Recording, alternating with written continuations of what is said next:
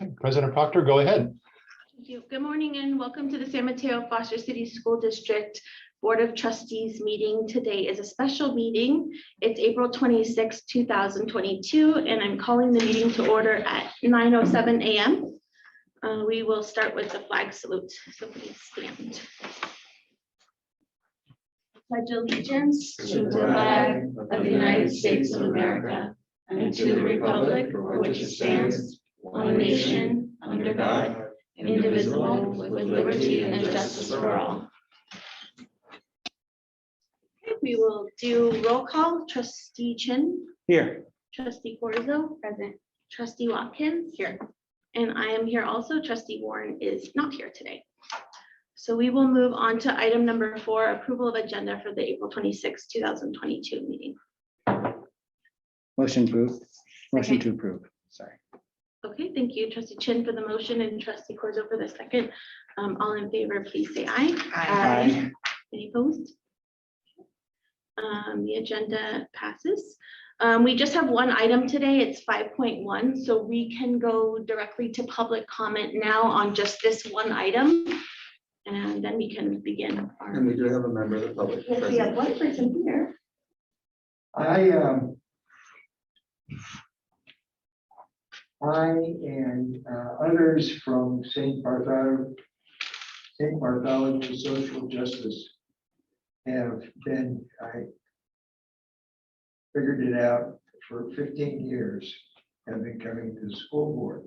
We started out seeking some 15 years ago an extra bus for the kids who were bused from North Central to, in our particular case, Baywood School. We have grandchildren going there.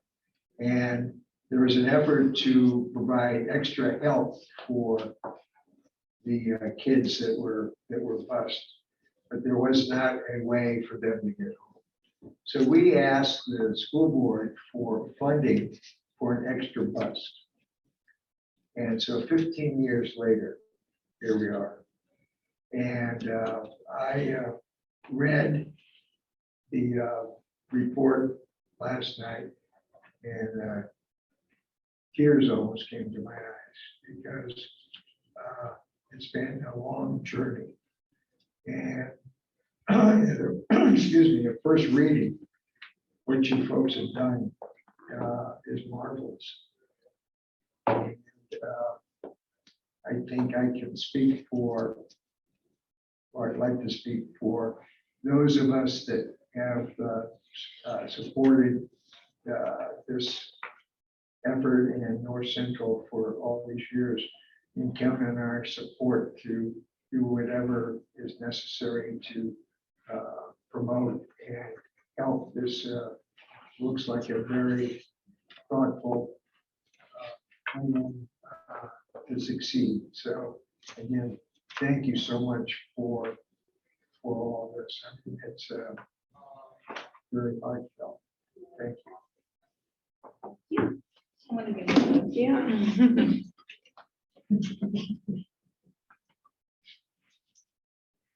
We thank you also.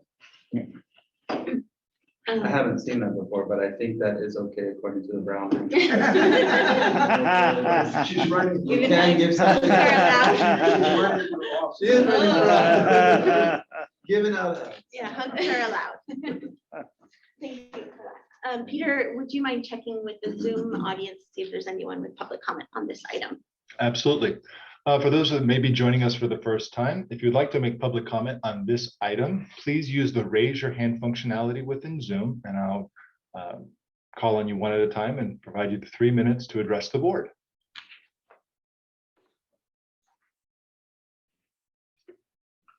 Okay.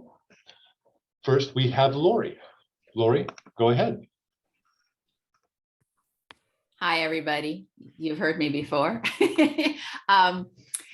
I read the detailed report. It was good to see everything laid out that well.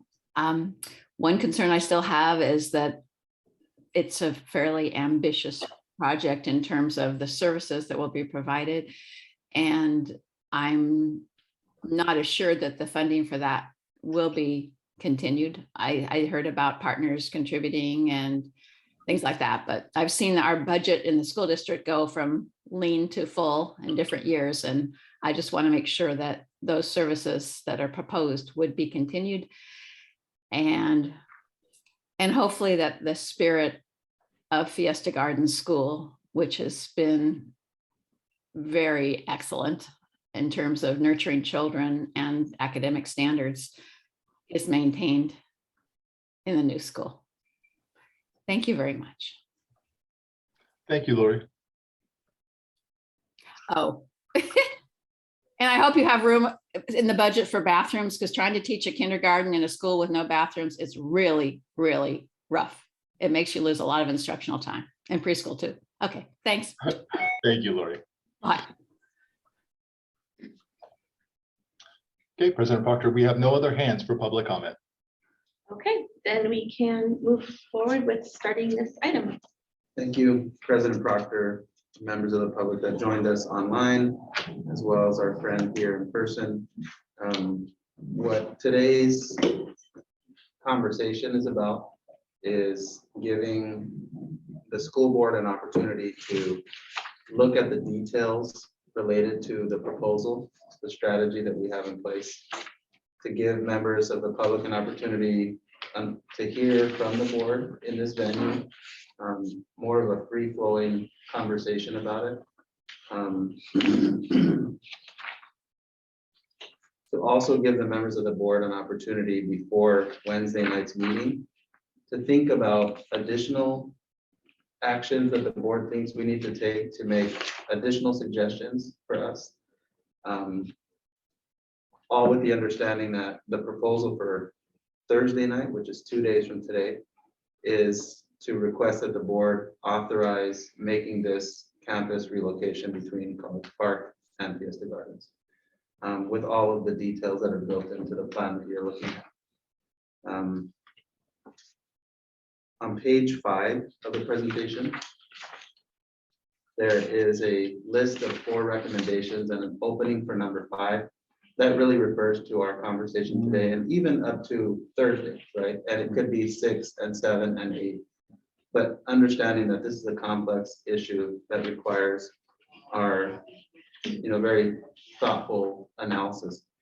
The district's staff recommends that we initiate a campus relocation effective August of 2025. We had brought to the board the possibility of August 2024. The decision to recommend August of 2025 is really based on logistics and planning relative to our expected construction that will be a part of this process. Second, to allow both schools to house their own pre-K programs. Currently, the Mandarin Immersion pre-K is at Fiesta Gardens. And the Fiesta Gardens preschool is at Fiesta. And so the idea is to maintain that continuity of where those programs are located. In the third recommendation is to allow both programs to retain their respective dual language and language immersion programs. The Mandarin program and the Spanish two-way immersion program. And then 4 is to allow Fiesta Gardens International School to expand to include grades 6 through 8 in future years. And the idea is to, starting in 25-26, to add 6th grade to Fiesta Gardens, and then the following year add 7th grade, and then the year after that add 8th grade. So those are the sort of summary recommendations that administration is recommending the board take into consideration. And it's a good starting point for us to begin this conversation. So I want to give the board an opportunity to ask any overarching questions about those recommendations before we get into the details that correlate to those recommendations.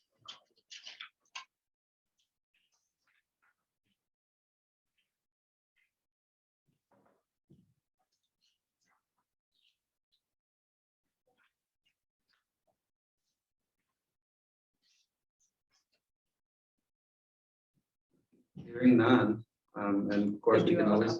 Oh, sorry. Yeah, no, I was making sure that. Yeah. I didn't jump in first. is, so the college park, you're saying the college park preschool program would move to Fiesta Gardens and vice versa? With the K-5. Right. I'm just curious about space. There's a lot of preschool programs for the Mandarin Immersion program right now. Is that in the space, there's enough space for that? Yeah, we will have to add a little bit of playground equipment just because there are more kids. But in terms of the space, I think we're in good shape. And then does that mean there will be additional, because how many preschool programs are at Fiesta Gardens right now? Is it just one class? It has vacillated from year to year, but it's their preschool program. To my understanding, it's one class. Okay, I'm just wondering, does that mean that there will be additional space for more preschool programs At Turnbull. Turnbull? Yes. Like quite a few more, right? Yeah, which is also another nice, Yeah. connection to getting families in when their kids are 3 into Totally. Turnbull. Yeah. Totally. And then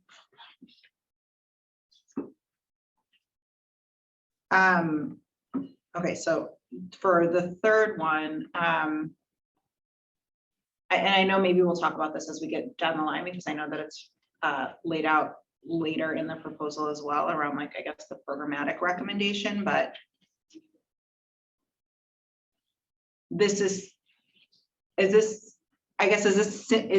not simply, because it's not simple, but is this saying that like there will be a dual language immersion component at both schools, or the programs like for both of them as they are currently, like the model, the split English language, like all of that would be like entirely the same?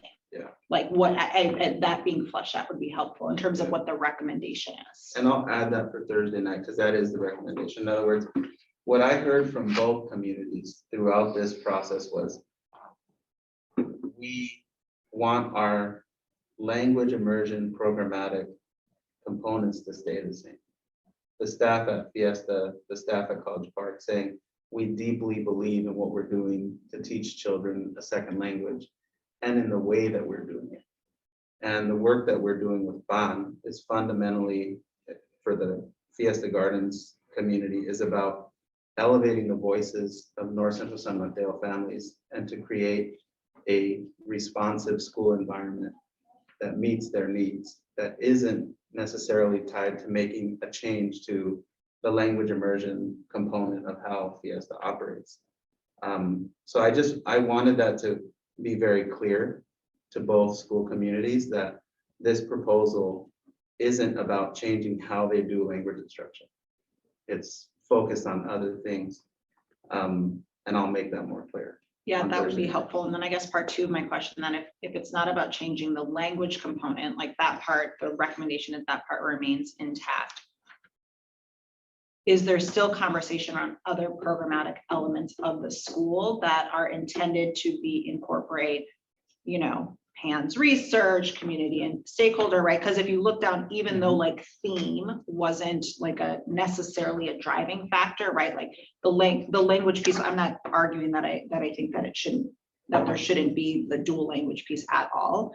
But there were other things that were important to the community through their engagement. And so I'm wondering, like, where does that conversation come in? And does this mean that there is no place for further conversation about program? Arts came up, science came up, right? Those other components came up. That's part of what we're doing now through this consultative process with FUN. And because we're several years out from doing that, I think we have a nice runway to be able to, bring Fiesta families and staff together and to talk about just things that can be exciting and new and engaging for kids and address either STEM or arts or music or other program elements while keeping the dual immersion Spanish, really solid throughout the move. Is it possible to clarify that then in this language as well, that there will be other programmatic discussions as it pertains to the new school that, I know you mentioned Fiesta, but it also, I mean, it lives outside of Fiesta, right? It Sure. should really be driven by like, and there's a component of the Fiesta community, of course, that is the North Central community, but should be driven, my belief is, and other people might have a different perspective, by both the recommendations from PAN and the North Central community specifically, not the additional programmatic elements, obviously with feedback or input from Fiesta as a stakeholder, but Yeah. one of, there's, that's, yeah. So I just think that it would be really helpful for that to be more clear, because I don't want us to get later down the line, we have different, like, lots of things can change, right? And then there to be lack of clarity around what is meant by program at that school and who's involved in that. So, yeah. Then my other question is around the fourth recommendation, which is, I guess, is there a facilities component to that? And should that be clearly delineated in the recommendation as well, right? Is then there a recommendation for the board to approve? I guess I'm not seeing any like specific facilities outline on the recommendation in terms of like what's going to be built, like what it's used for, and are we not there yet in terms of the board approval, like, or because we need facilities to make this happen, and so I feel like facilities should be a part of the recommendation, I guess, or like what we're approving as well in terms of how, like, when I think about the $23 million and facilities and all of that and the community nature, and we've talked about like potentially having community services and all of that, like what does that look like? What's the recommendation? What would we be approving as it pertains to that? And if it's not ready yet, when will? There's a outline later in the implementation plan about that, The, about the construction and That doesn't specifically say what facility is for what. It just says like timeline of when things go to like approval, but like what? yeah, but I mean, it would be like, we can't, like the engaging with architects and design like that, they have to do that first, right? Before we talk about Well, we like need what to we're- know whether the facility would be for the middle school. I'm saying like, are we building a facility for middle school? Are we building a facility for the community services? Are we building a school for like, what are the facilities? That we would have to submit to them first. Like, we need to know what that is, right? we have about 60 days where Ban is gonna go on a deep dive with this school design group comprised of parents, some Fiesta staff, district staff, community members.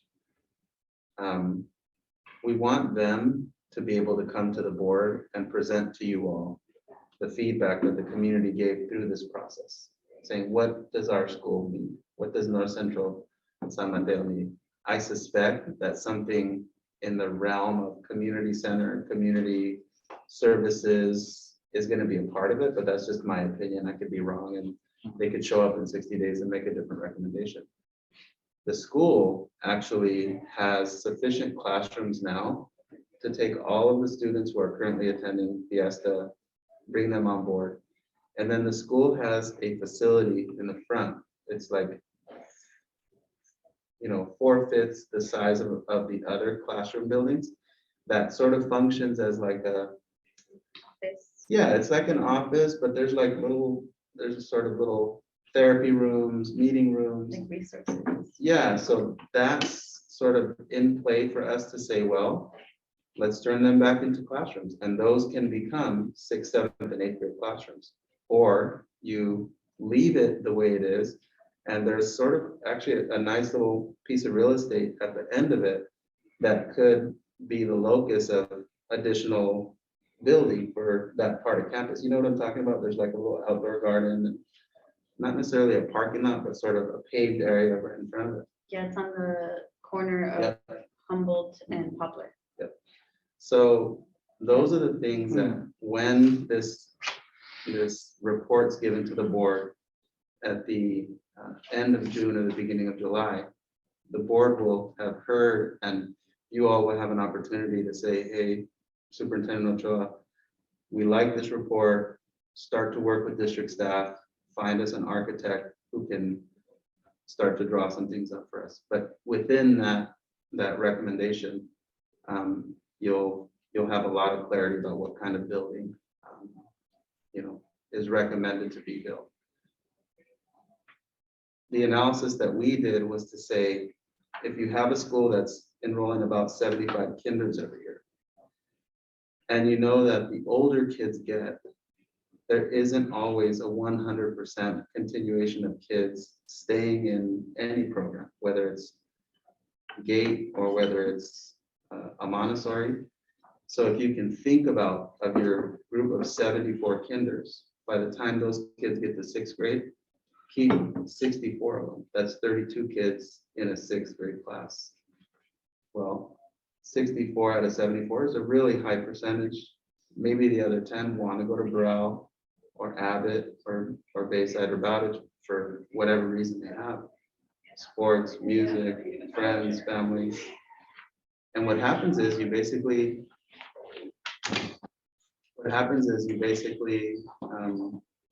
need 6 more classrooms, 2 6th grade classrooms, 2 7th grade classrooms, 2 8th grade classrooms. You know, you might want to have another, you know, a STEM classroom, a science classroom, you know, you want to give yourself a little bit of flexibility there. But in terms of facility, the current College Park facility has space for those components. And then as Trustee Corzo pointed out, the timing will give us the opportunity to have this presentation made to the board, and then you all mull it over and provide direction to staff. This is like a little, oh, sorry. No. Oh, it's because it's just like in line with what she was saying, but a little off topic. Are there any like Measure T projects that are scheduled for either of these campuses that we should, that like maybe need to be considered, whether they still make sense, or I just can't read. I don't have it on. That's just came to me, so sorry. Yeah, I know that there's a plan or work moving forward on some shade for the current Fiesta Gardens. I know that was part of, like, there was a lot of advocacy that went into that. And I believe that project is moving forward. Okay. But it Shades. wouldn't interfere with any of this. And we're doing a whole lot of HVAC at these schools right now. Yeah. I don't know if it's necessary, but kind of just based off of what you shared about that, this recommendation was based off of using the existing space. Does it make sense just to add that as well, like Yeah. utilizing existing facilities? I'm just trying to make things as clear. Like, I just think it would be helpful for things to be really clear as much as possible in all of these recommendations. And then I don't know, I don't remember seeing. I guess we're not there yet, right? You want us to like just talk about this and then we'll get to other pieces Yeah. later. I just wanted to say that, you know, just on these 4 general recommendations, I feel pretty good about them. I do want to get into more of the details, but I just wanted to say for the 3rd one, I just want to like share this idea, put it out into the world, but because my son goes to Fiesta Gardens already, and because I grew up in North Central, I know that there's a very clear connection also to the Pacific Islander community. Like there's Pacific Islander students at Fiesta Gardens, and there's Pacific Islander families in North Central that have been there for decades, and there's that very clear connection. So I just want to put it out into the world that I also believe that the language that like our Tongan community members want to preserve, like it just gets me excited to think about like maybe there could be like an after school classroom where like kids were able to, you know, help retain that language, and where we could support, because we know that our Pacific Islander students also need a lot of support. And so just in terms of like, you know, having a community oriented school that really celebrates and welcomes everyone. And that would be like in the future, right? Once we handle all of this and make sure that these 4 recommendations are really seen through. I just wanted to lift that up as well. Maybe an opportunity for us to find partners in the community who are doing work around language preservation, Mhm. cultural, you know, cultural events, Mhm. specifically in the Pacific Islanders community. Yeah, our data, it certainly indicates we need to do more to support those students. And there, like as you pointed out, there are higher populations of those students attending like Bayside, but also, as you pointed out, in the more central San Mateo community.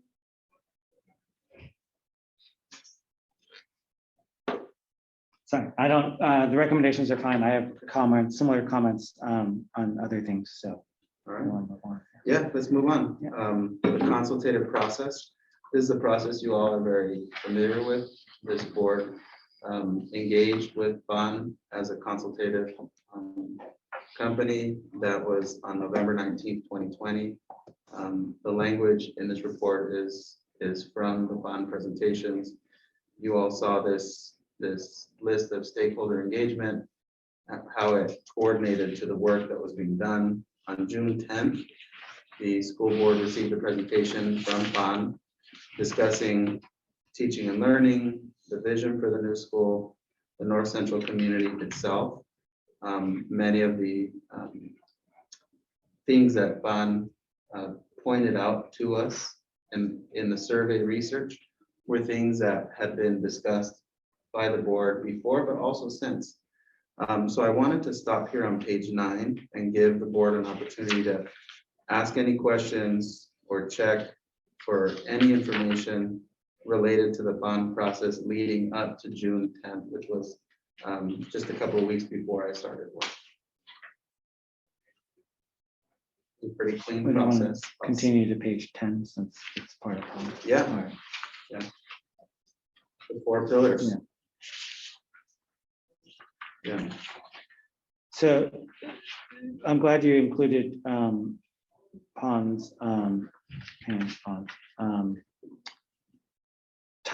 and process and our process so far. Similar to what Shara was talking about in terms of as we move forward, what you had mentioned is that they're going to come back in, I guess, during the next couple of months, do a deep dive. You know, roughly, if we go forward with this, we have 2 years and maybe a couple months. Well, really 2 years because you for planning, it's got to be done in 2 years. So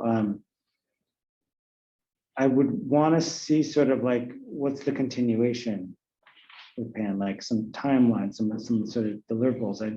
I think that this is a great summary of where we've come thus far, but where we want to go. And as we had talked about, as I call like the new school, like the new North Central or Fiesta Gardens on steroids in terms of providing the services. I want to see sort of where that goes from here. Because at this point, it's great kind of summarizing where we're at, but I can't see where we're You going. ready for the next piece? Yeah, I am. And so like, I would love to see what sort of tasks they're doing, what the timelines, and neighborhood outreach, generally pretty much all the way up until we get there. And maybe they're not involved. Maybe they're only involved the first year because on the second year we're ready, but, or maybe maybe it's only for 6 months, but it sounds like they'll still be with us, and I'd love to sort of see some additional information on that. So I just wanted to take it back real quick to page 9, specifically the perception that was shared from North Central families about how they feel perceived by, and I'm not going to just say our school district. I know this engagement was specifically about our school district, but I think this really correlates with data that we see and experiences that I've seen and I've had just growing up in that community, which is supported by like data from the county in terms of, you know, where are children most under-supported in the whole county. And this is very in line with that, right? Like these experiences that people lifted up, they're real and they're supported by data. And I think that this is something that we just have to like hold for a second because it's heavy, right? Like these are people's experiences in their lives. And I think that's what makes me feel so hopeful about this school is that we are recognizing and letting people tell their truth. And then we're saying, okay, now we're gonna move forward and your voice is gonna be, you know, is going to influence and direct, you know, what school you want in your community and what you want for the future of your kids. So I wanted to say that. But then, you know, when I think about these 4 pillars, in a way, I think about like the past and, you know, there's like after school weekend and summer programs in here. And I think about, Latchy.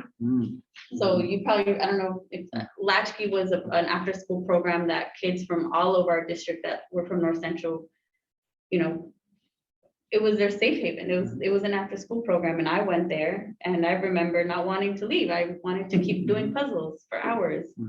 And my mom would have to sit down with me and do a couple of, you know, put a couple of pieces in the puzzle before she could get me to leave.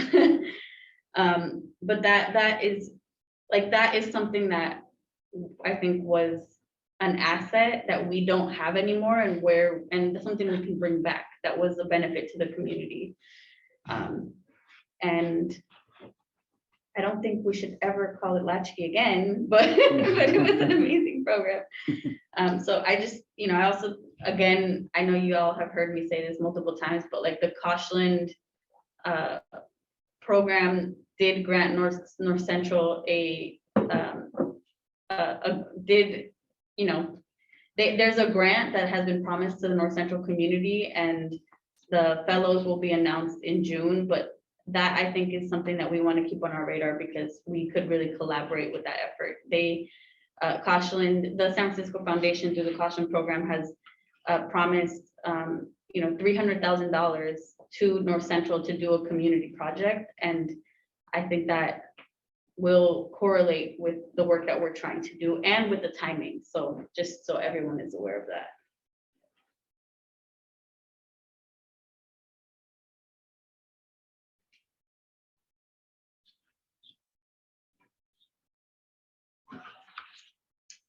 Page 10 is just a visual representation of how schools can be responsive to a community. Those integrated supports are the purpose of them and the design of them is to talk to families in the community to find out what barriers exist outside of school.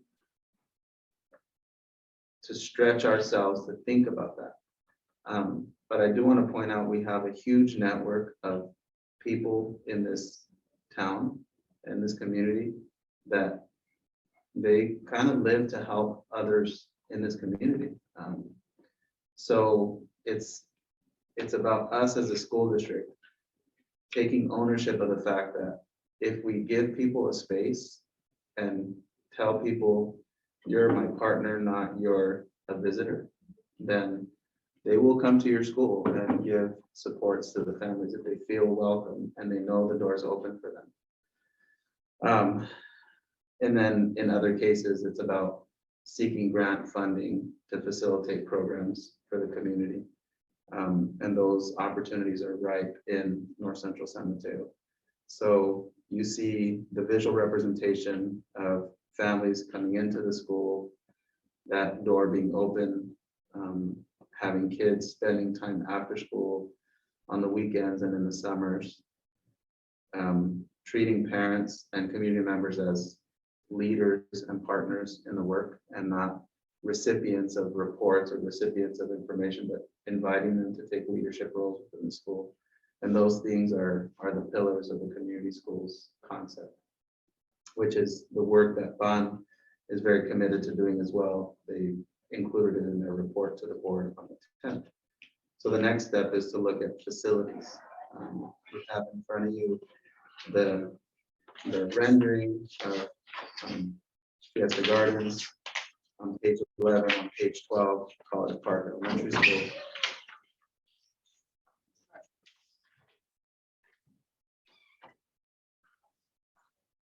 as discussed before, the school district has looked at these facilities. There is that space, that access, the ability to be able to put one school program on the other campus and the other school program on this campus. So those analyses have taken place. I want to give the board an opportunity to ask any question about existing facilities before we go into recommended strategies.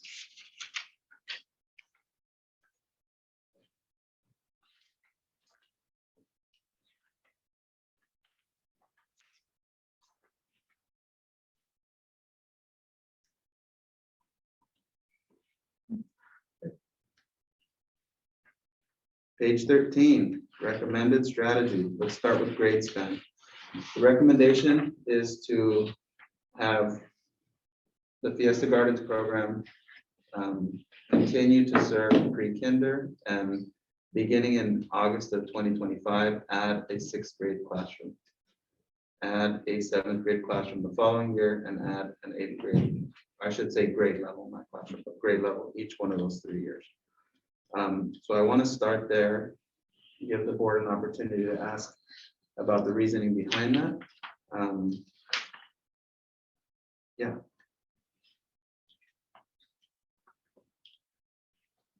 So I'm okay with the idea of going from, are we saying pre-K or TK? Pre-K to 8? Pre-K. Pre-K, okay.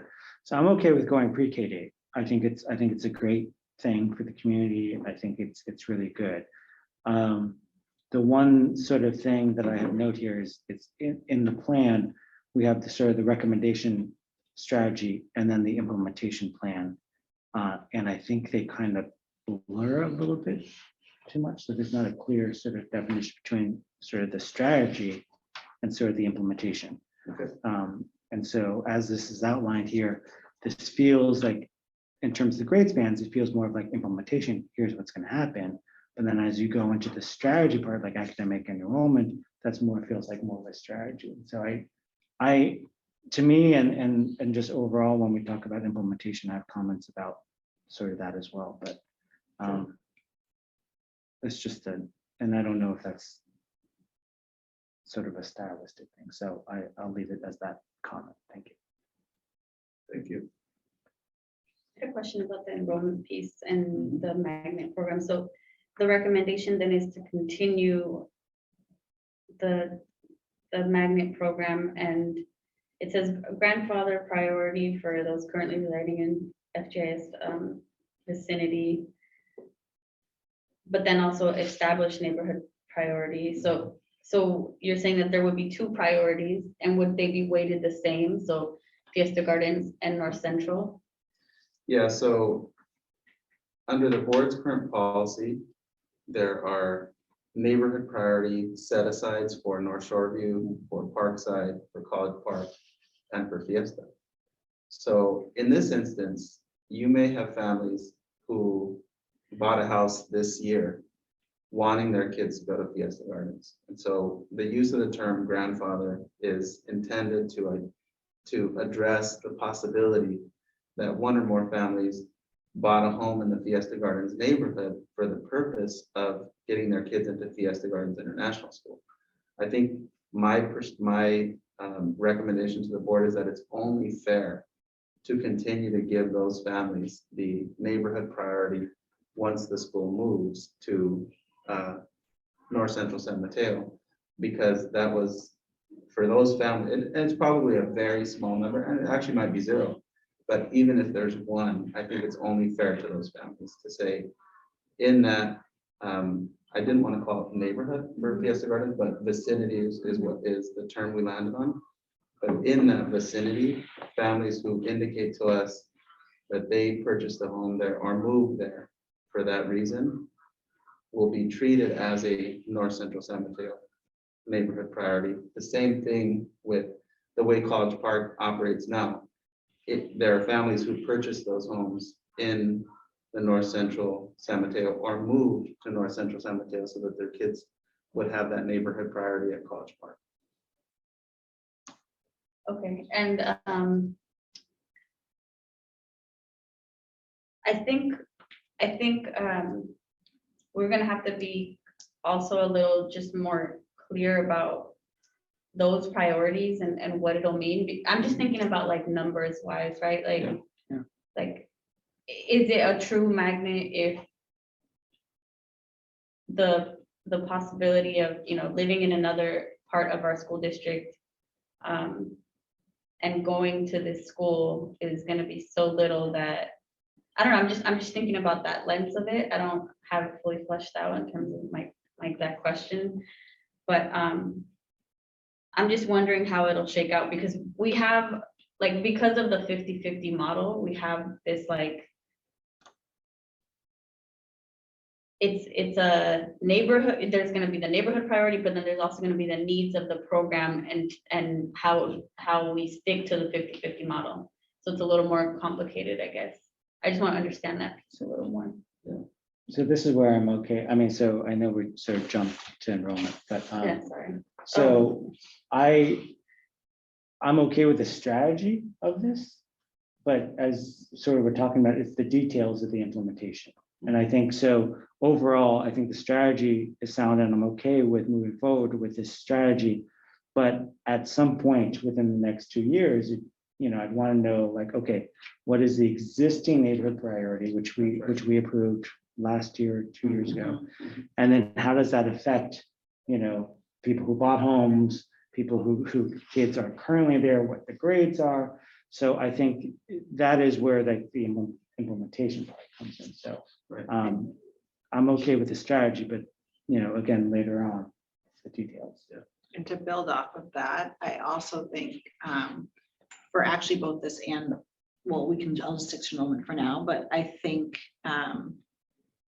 like it should be a part of what the community engagement process is as well, right? So like determining exactly what that breakdown is going to involve program decisions, it's going to involve community engagement, it's going to involve recommendations from like all of those things, right? So yes, and like part of the way that some of this reads to me is like there's already been a decision, and part of how I want it to read is like for some of this there's a decision and there are elements of it that have been decided. Like there will be different priorities, neighborhood will have one, like, and there's a lot that still needs to be decided, and this is the way in which we're going to do that is kind of how I would like it to read, because I don't want it to feel like it's been decided. Well, then if I'm a stakeholder, I'm like, what's the point of my engagement then if you've already made the decision, right?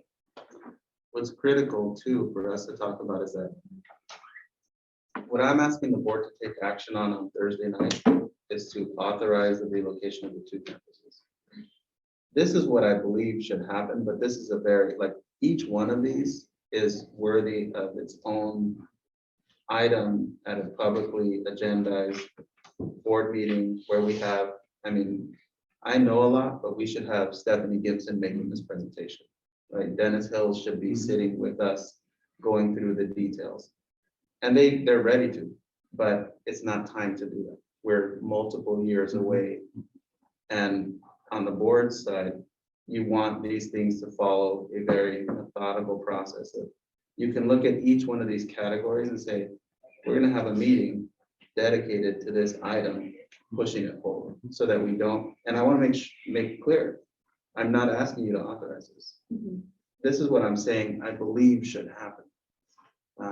But ultimately, we agendize it, report, discussion, come back, following meeting, and then the board takes the action. The bigger concept is the relocation of the 2 campuses. Yeah. I'm glad you said that part, because I was still on grade spans and I was just curious, like what adding middle school, what would the impact be? I know when we went to Abbott, we visited a classroom where students were working on getting their 8th grade bilingual certification. And so I did, which was great. And it was, I loved being in that class, but I didn't know what does that mean in the future if there's a middle school program at this school, and how does that impact the district? So anyway, if there's more to come, that's great.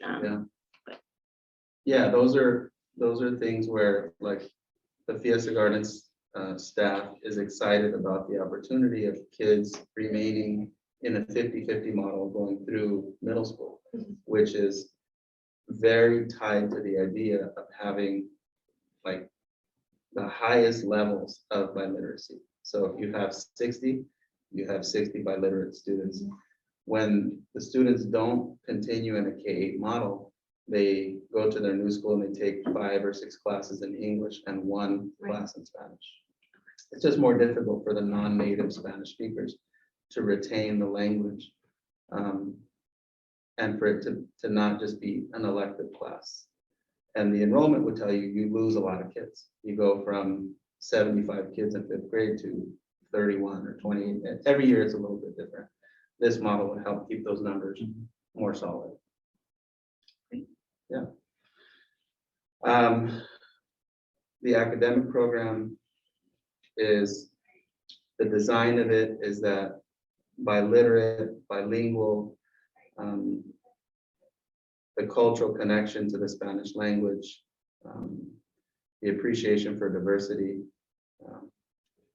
Under the magnet program we just discussed, the way College Park has a local area that gives neighborhood priority, the same recommendation once a relocation were to take place.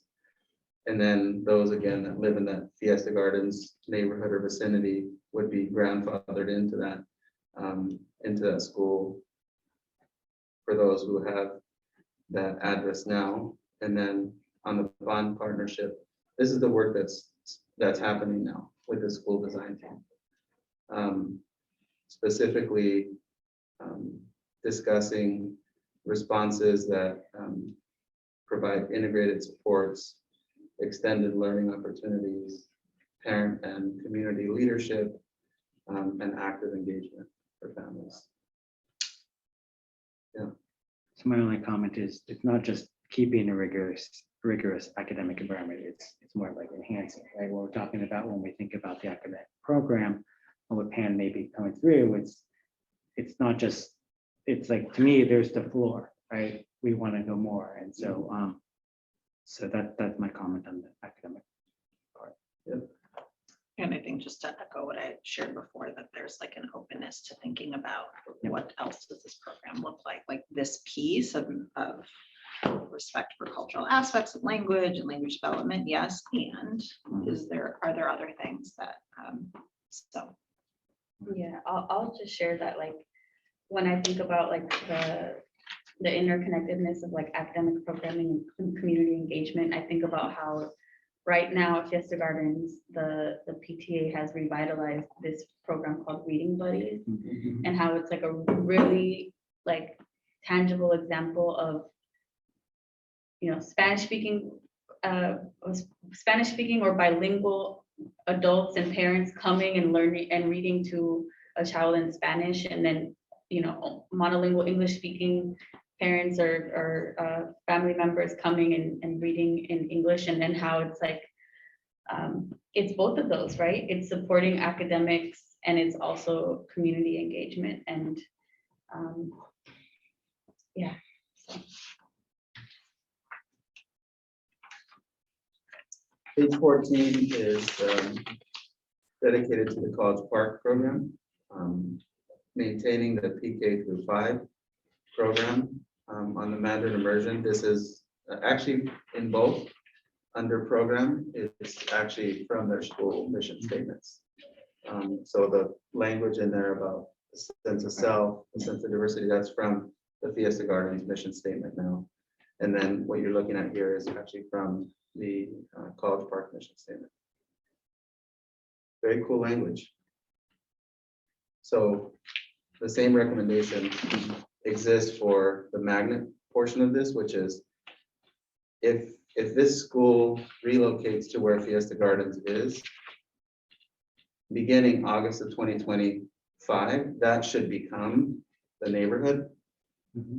But anybody who would have purchased a home or moved to a home in what is currently their neighborhood, my recommendation is that continue to be grandfathered in.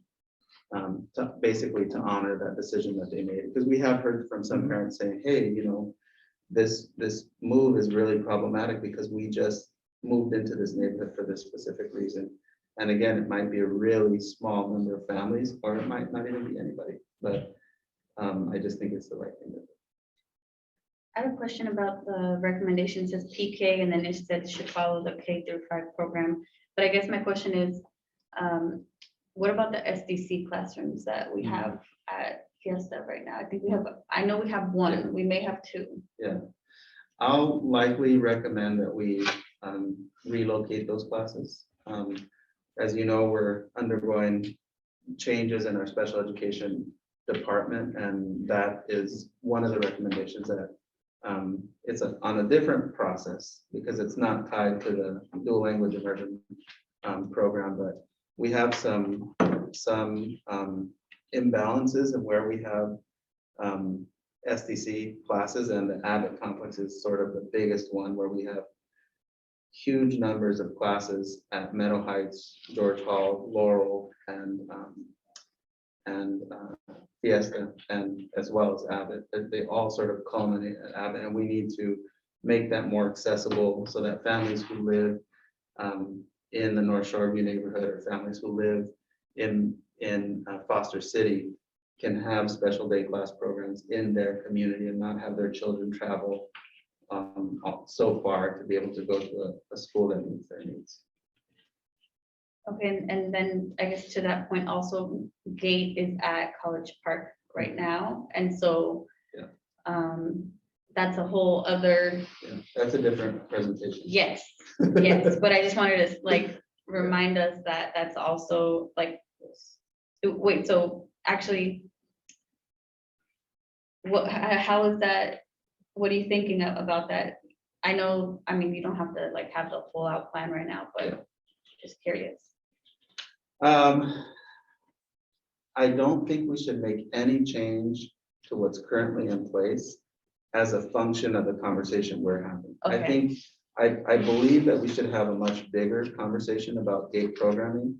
The way that we implement GATE in this district is not done in a manner that is supported by research, but it isn't one of my priorities to discuss this year. I'll just say you cannot find educational research that supports how we implement GATE. It's a wonderful program. The kids do awesome in it. It's great. I have no interest in tearing it apart or getting rid of it.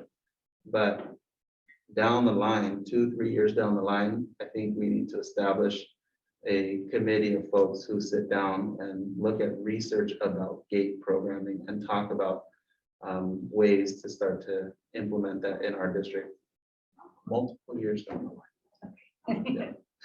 So the program will move I think it to should. Fiesta I think and it it will should. stay up. Yeah, I think it should. Thank you for that. Thank you for that. Yeah, I was just thinking because it's Bayside is where it goes afterwards, so, but Yeah.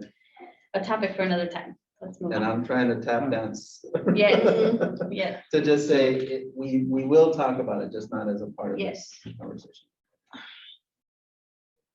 Just my one comment is similar to, is similar just to Fiesta Gardens about the neighborhood priority. We have the enrollment there. It'd just be good to include that. So when we talk about the magnet programs, it's like, I know the focus always tends to be on the North Central School because of the impacts there, but we are moving other schools. So I just want to make sure when we continually talk about the relocation that we always still talk about any potential impacts and solutions for College Park as well.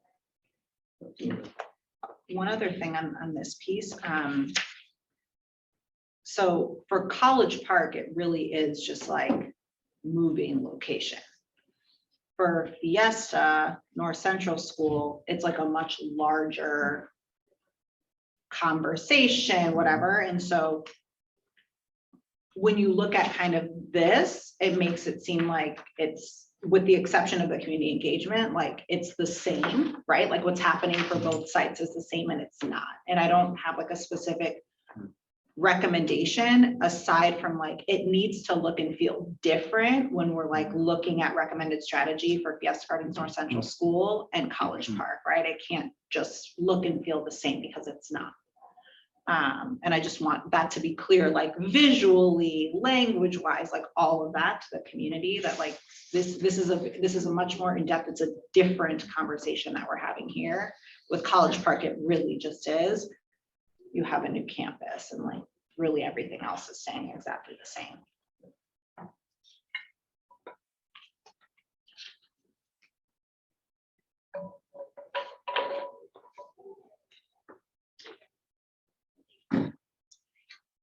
Page 15. Page 15 is courtesy of Amy Rufo and Patrick. This is a sketch of months and dates and times of possible. This is a possible construction schedule, so I'll ask you to keep that in mind. Those things are best written in pencil with a big old eraser. But basically, this is sort of the timeline that our consultants were able to plan out with our staff. So the one big issue I have with this is not the timeline, because I do think that's the general construction timeline, but it's the overall graphic, The picture. the picture. Yeah. The idea is what we're doing here is we're setting up and saying that this is where we're doing work. And I think that's not the conversation. Right? Yeah, we should have, it should be a picture of the entire campus. Yeah, I can do that. And then when you look at it, the remediation and cleanup of the building site, yeah, we have not had any discussions about this particular site at all. So Yeah. I think that's misleading. And so I would clean that up because it sends the wrong message at the moment. I can do that. I will say that, I mean, there is work being done already, like, at least in like, from what I've seen. Yeah, but I don't On think like we're. clearing the. Absolutely, but I don't think we've had that discussion about using this site as part of the North Central. No, new and I school, actually, so- I agree with you, because this is like, oh, we're like constructing a Yeah. school essentially, like guaranteed here on this Yeah. corner. Yep. And that's, like, we haven't had that conversation. There's like multiple options. Yep. Yeah. I think that we have all that we brought up at different points in time in board meetings. Yeah. But I will say that like there is work being done on this site already, just I think to like, maybe like level it, is that a thing? Yeah. I mean, They're using it right now as a staging for the Yeah. HVAC work, so Yeah. that's why it Oh, looks okay, kind of okay, like, okay. there's a Like, lot I of know movement. something's happening But, there. Yeah. you know, but I the drive way, by it all the time. the way it's titled is like, look, I don't want to use any of the money that was set aside for Measure X to actually do any of the cleanup on the site if we're not using it. Yeah. You know, that's the Mhm. thing. I mean, that just doesn't make sense. So. Yeah. Yeah, and I think this is like very clear construction timeline for North Central Middle School classrooms, right, on this corner lot. But I'll just say again, right, like, if we have space else, I don't know, it's interesting, because like middle schoolers, like littles, they need space too, but the idea has been floated, and it's been, you know, I've actually like had conversations with people just about like, can we collaborate on like teacher housing or, you know, other things. And when I think about like the space that the like community, our community partners will need, like we can use space that like, we can use like our existing space, right? In the like College Park campus right now versus like building space for community partners. That's like not really our role. I don't know. I just, yeah, I don't have that fleshed out, but that's not a conversation that we completely had yet. And so. My only, and I know that this is just around like the construction piece of things, but I would love to have like a fully fleshed out 2-year implementation plan that's like everything, like community engagement program, like when it comes to the board, what like the, and again, these things might change, but something where it's like, okay, we have the pan's doing this, so we anticipate it comes to the board in June, and like the board will be making a decision around facilities, and that will be the focus of the conversation, and then we're gonna move into this piece, and we're gonna have community, like that laid out over 2 years. And I would love for there to be, to the extent that there's budgetary implications for those things, for there to be like a budget column around, like where that fits in, or at least that that maybe needs to be a separate meeting too, where like we're talking about that, right? Because there was public comment, like there's the programmatic elements of things and the ongoing support, there's the facilities piece of things, which comes from a different pot, like there's a lot. So I'm feeling the need to have like a really like kind of step-by-step sort of guide, just so that it's just super clear.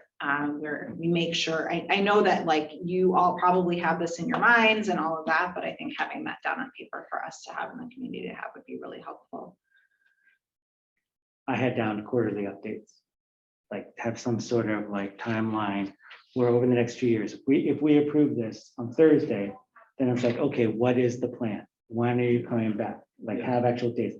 And granted, the idea that we may not know, like the enrollment might not be solved there, but we can have an update on each of the topics with the budget, and so this way, it's like it is happening, whether it's either quarterly or even let's just say if something comes up and we have there's a new change or something that we meet, whenever it has to be. But, the idea I had, when we talk about the enrollment or the busing or the neighborhood outreach, just generally like, what are we doing to keep this on the radar and on our table, making sure that switching schools seems very simple, but in reality, the implementation, the details is going to be very difficult. And what we want to make sure is that we have a 2-year runway to make it happen.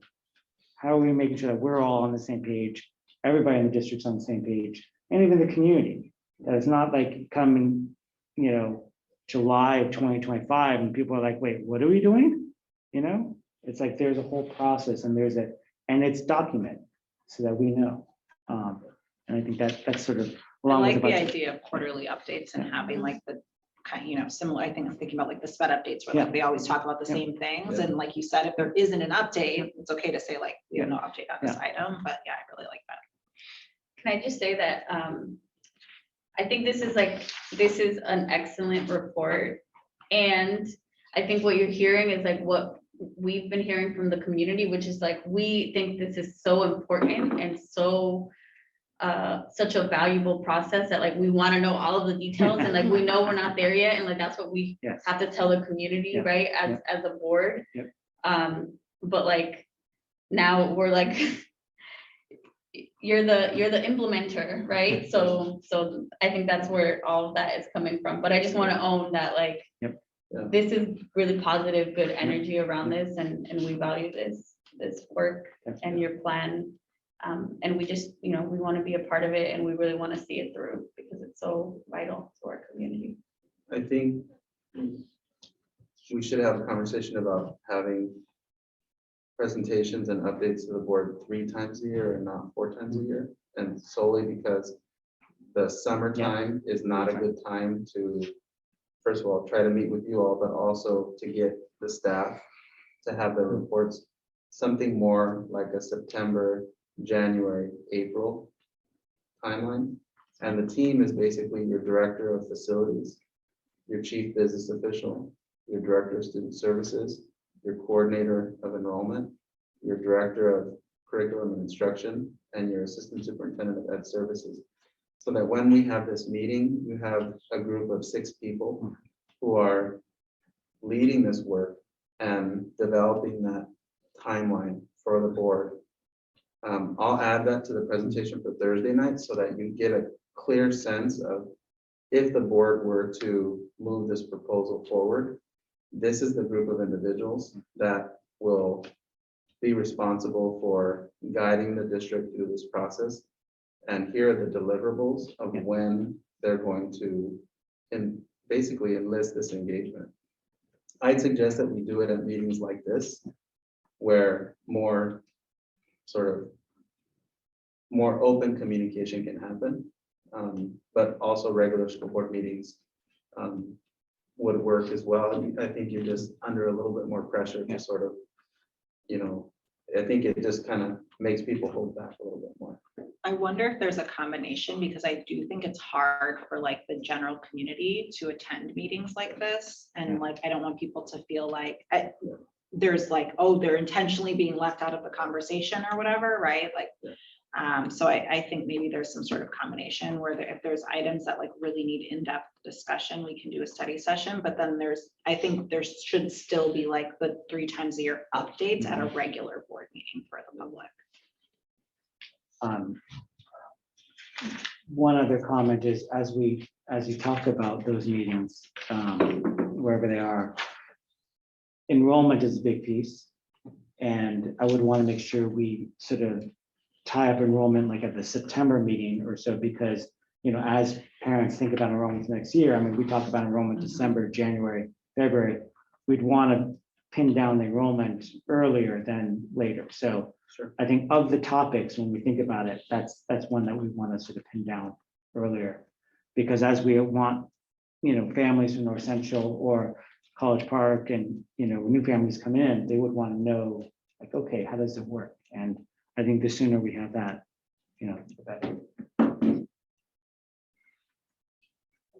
I had a couple of things to say, and one is I keep going back to this image of the community schools and what it looks like, and then flipping back to the timeline. And I think that where I'm like a little bit, I don't know what comes first, like, the horse and the carriage thing. Do you determine like who are the community partners and what are their commitments to our school, to the school, or the facilities and what we need and the funding? And so it seems like, I don't know the process, but it seems like we would need to, before we build buildings, we need to know what we need and who's going to do it and how we're going to pay for those services. And so I was just curious how that process will work, and that's one thought. And my other question was just, I'm still not totally clear, and I think this goes back to enrollment, but how many students in North Central will be served by the school?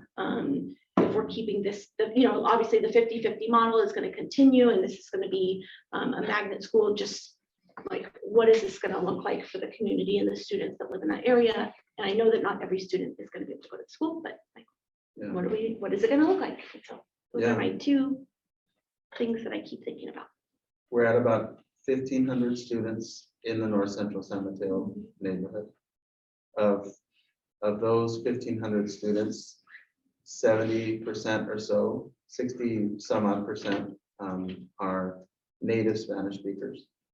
The school design model for Fiesta Gardens on the language component is a 50-50, dominant Spanish speakers, dominant English speakers.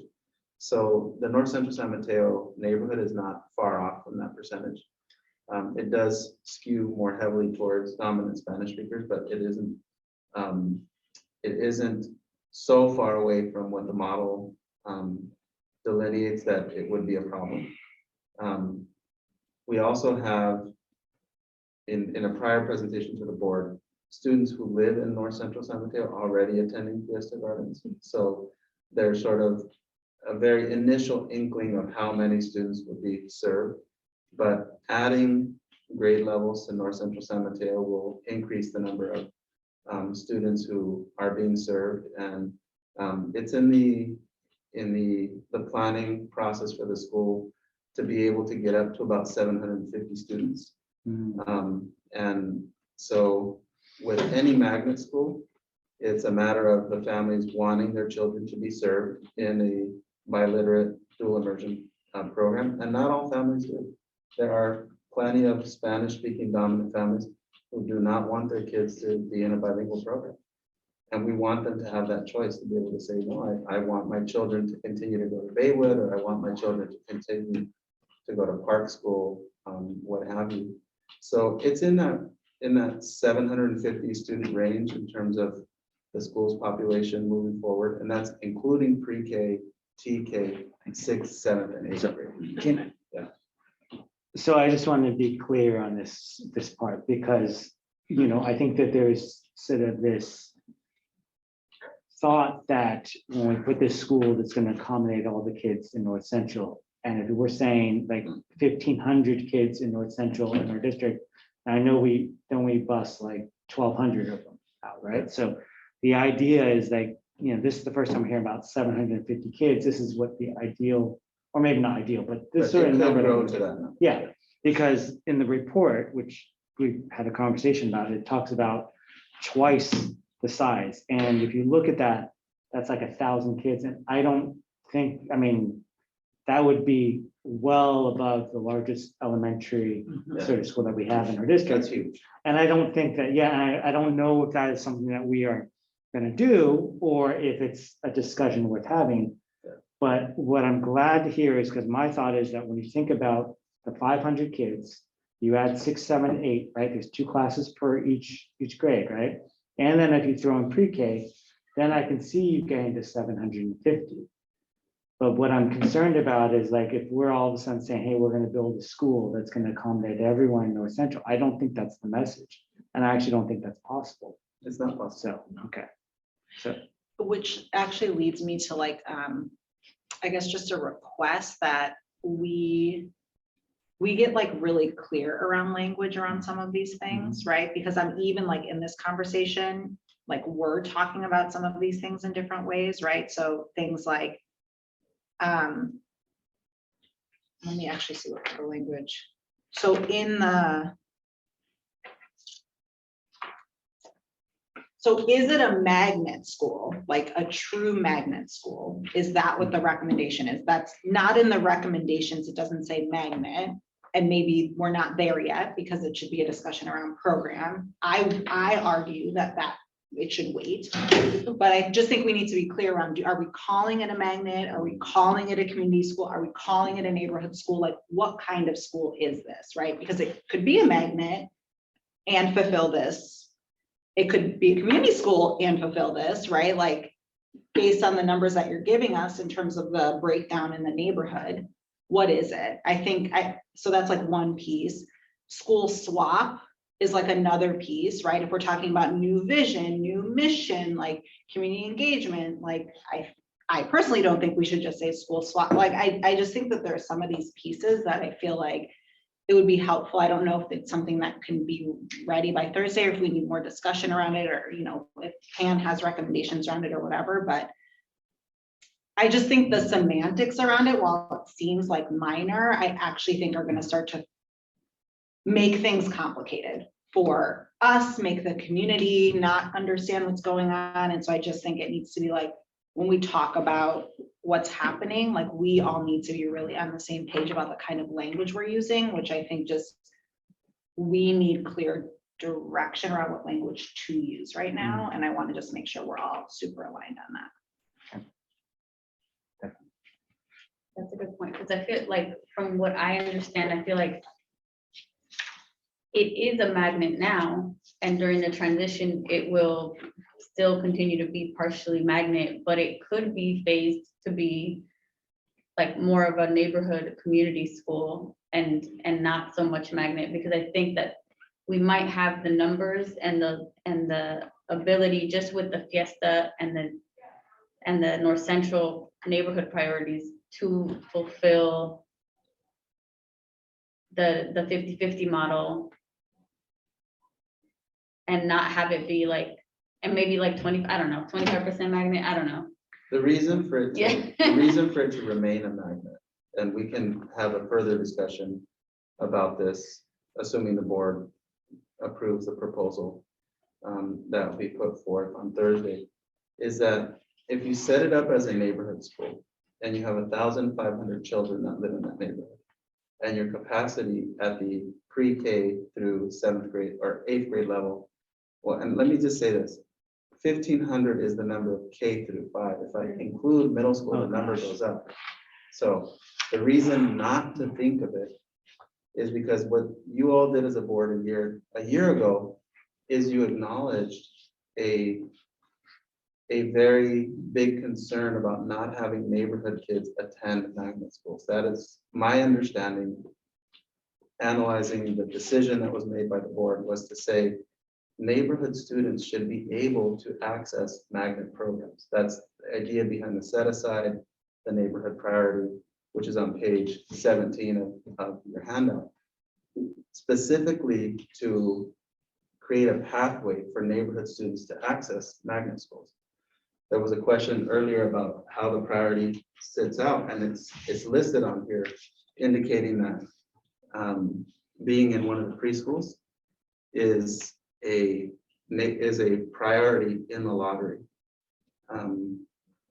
My recommendation is we set up a preschool program at Fiesta Gardens and do not make it fee-based. Give open access to families to have their kids freed up by those classrooms that open up at Turnbull. There's obviously continuing kids. My recommendation is you honor that. They're already there. Employees of the district and employees of the site, those are really small numbers. That's like 1 or 2 or 3 kids per grade level, sometimes 0. And then the very next priority is neighborhood. So it's a super high priority. And our coordinator of enrollment could give you the numbers, but I want to say if it's not 100%, it's pretty close to 100% of neighborhood priority students who are able to access the magnet schools if and when they apply to do so. But the question is, the families in the community being able to opt not to have their kids attend the school because they don't want the program that's there, they can still attend Laurel, Baywood, Meadow Heights, etc. And potentially still access the services and resources that Of would give course. to school, right? Like that's a whole other Like- component, Yeah. right? Like if you don't go to school here, you could, so again, the language and all To that. 8 p.m., like Yeah. the expanded services.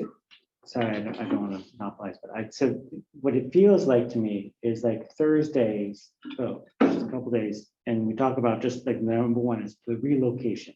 Yeah. Like, and I feel like that certainly needs to be clear, but but to be honest, and say that there's, not honest, but be clear and transparent that there's unknowns for other things to be decided.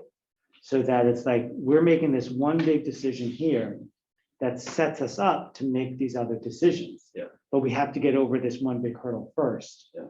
And so, but all these things that we're talking about are great discussions, but they're going to be talked about later on, right? I mean, or continue to be talked about. That will create engagement for it. Yes. That will conduct analysis for it, and that the board will receive a formal report on, specifically talking about magnet enrollment and giving you all those details, knowing that that's going to come to you according to the timeline that we'll develop with that group of 6 individuals: Amy, Patrick, Dennis, Stephanie, David, and Cam. And that's fine. I'm not saying that we need to make the decision now. I'm just saying, like, if it's a recommendation for it to be a magnet, then I just think we should say that, Yeah. right? Like, I just want us to be clear on our language so people are not confused. And because even as we're having this conversation, the way we all talk about it is different. So then if we're all having separate it just leads to confusion. So my only thing is, like, I'm not saying there needs to be a decision. If it hasn't been decided, we need to make it clear that it hasn't been decided. TBD. If it's a recommendation, it just needs to be stated that it's a recommendation. Or if it's the thing, then it needs to be clear, right? Which is kind of why I was like pushing on the language, even with the recommendations. Like, I just think it needs to be really, really clear.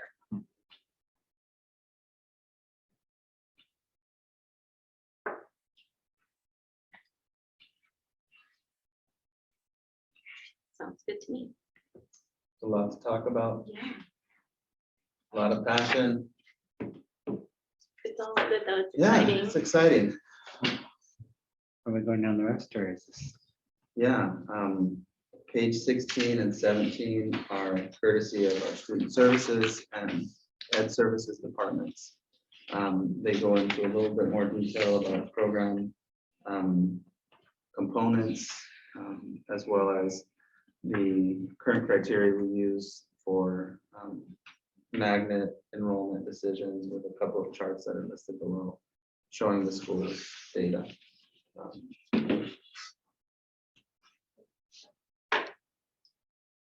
So my only comment on this is when it goes into student services and it talks about the continuation and everything else in the enrollment, it feels like we need sort of like one of those charts, like a, age-based chart that you see where, if you're an incoming kindergartner at first grade, you will most likely be part of the move if we approve this, right? Or even first grade, right? If you're in 4th and 5th grade currently, or incoming 4th and 5th grade, then you won't be part of it. And I think it just, Rising for. yes, rising, yes, sorry. It just needs to be clear because it's explained here, but,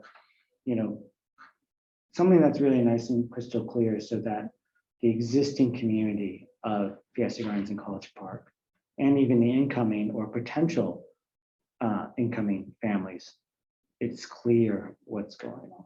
Yeah.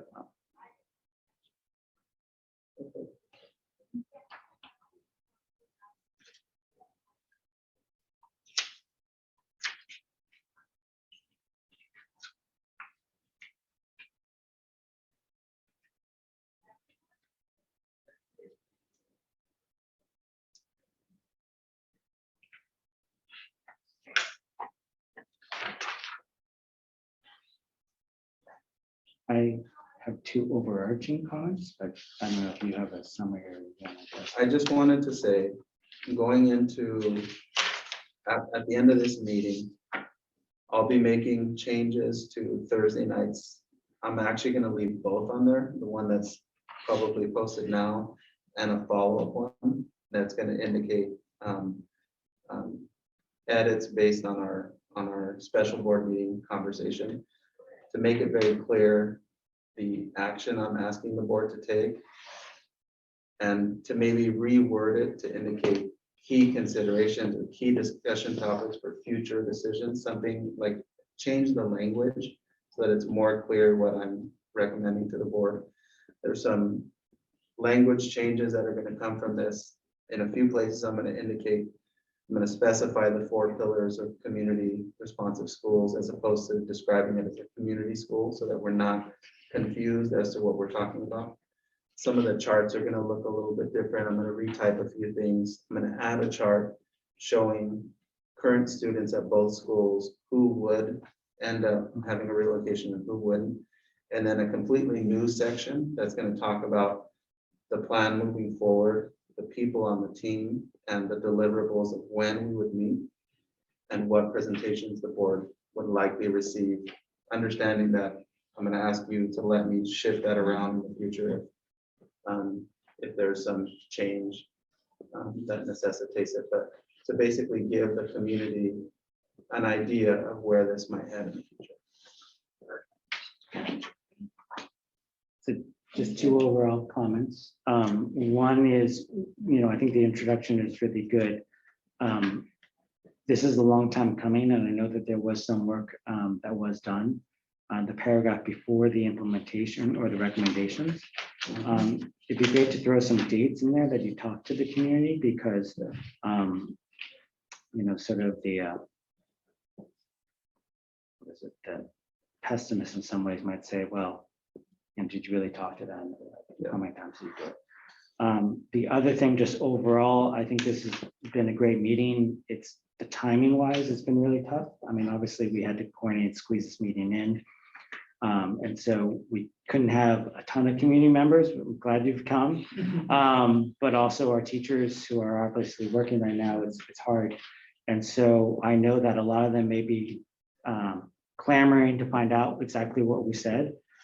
So sometimes I know our videos take a long time to get up, but I'm wondering if we can make sure to have this video up by the end of the day so that people can hear the discussion and be prepared to make any comments on Thursday. Perfect. So. Great.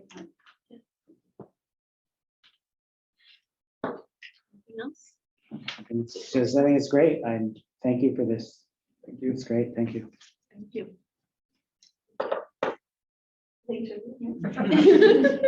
Somebody's got to make a motion. Motion to adjourn. Second. Okay, trustee Hopkins, thank you for the motion, and trustee Corzo for the second. All in favor of adjourning at 10:31. All right. Aye. And we are adjourned. Cool. Thank you. you.